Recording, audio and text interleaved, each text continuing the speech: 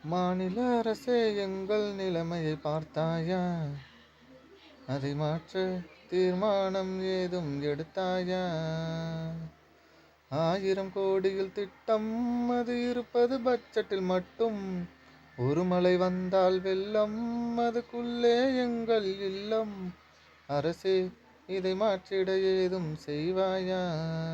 மாநில அரசே, இதை மாற்றிட ஏதும் செய்வாயா?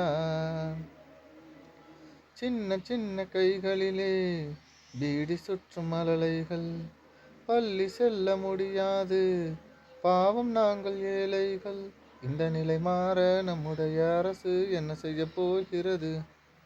இலவச பள்ளி திட்டம் பல இருக்கு என்று சொல்ல போகிறது. ஒருவேளை சோற்றுக்கு கையேந்திது பல குழந்தாய் கையேந்திய கதையை நீ சொல்லு. பள்ளி குழந்தாய் கையேந்திய கதையை நீ சொல்.